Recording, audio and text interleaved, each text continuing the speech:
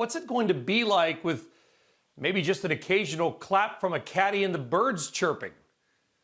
Oh, it's going to be different, Brian. It's something we're not used to. We've never had a fall Masters before, but in this unusual year, most golf fans are just happy to have a Masters to watch on television. And you kind of nailed it. You know, you're not going to see the azaleas and dogwoods that we're used to seeing.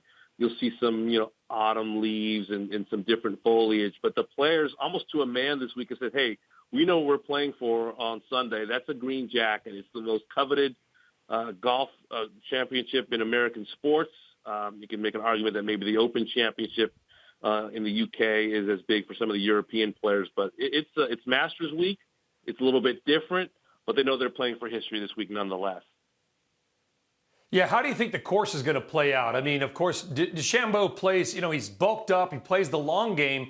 But if the course is a little bit soggy and slow, does that reduce his ability, or his chances, I should say, to win? Actually enhances his chances to win because the golf course is going to play so long. One of the big differences you'll see, usually in April, the course is firm and fast and rolling. If you can carry the ball 350, 370 yards like Bryson DeChambeau can, that's actually an advantage to some of the players who get their distance by rolling the ball out. Most of Bryson DeChambeau's length off the tee is carry distance, so he's going to be hitting tee shots to places that we've never seen before. Bryson is a heavy favorite on a lot of people's minds. He just won a major championship by 6 shots in New York at Winged Foot and Mamaroneck a couple of months ago. He's healthy. He's got the swagger. He's big. He's strong. And everybody's trying to figure out how he's getting the length off the tee that he is. So I actually think that Bryson's length on a wet, soggy golf course could be a huge advantage against his peers this week.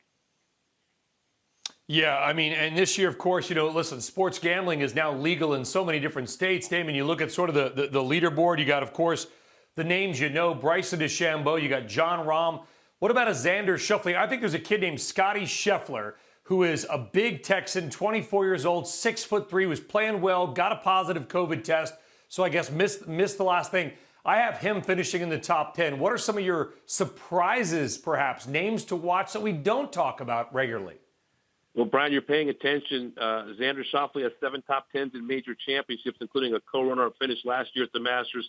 Scotty Scheffler, one of the really good young stars on the PGA Tour. I'm looking at Ricky Fowler. He's a big name who's usually never under the radar going into a major championship, but almost no one's talking about Ricky this week, mostly because he hasn't played well, but he's played very well at Augusta National historically, has a runner-up finish a couple years ago to Patrick Reed. He's shown that he can play great golf.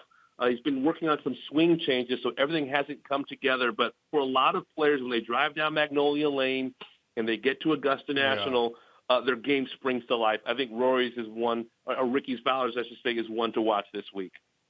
Let me just ask you a basic golf question, Damon, because I'm terrible, and I change my swing all the time, only because most of my balls go to the left or the right, rarely straight. Why would a guy like Ricky Fowler, one of the best players in the world, change his swing?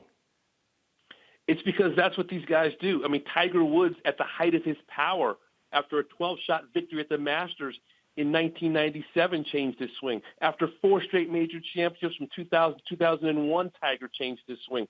Phil Mickelson has had 3 different coaches since he's been on the PGA Tour. This is what the players do. They're always looking for an edge, even if they're PGA Tour winners, even if they're major championship winners. A lot of them, they just don't want to stay still, especially when they see younger players coming onto the scene like Bryson, hit the ball a long way. Jordan Spieth has been searching for length. Ricky's searching for a little bit more length. So a lot of the players can get through it, but some players, they kind of get to chasing themselves down a rabbit hole, and their game isn't quite the same. And right now, Ricky is fighting it a little bit as he's trying to kind of get back to where he was as one of the best players in the world.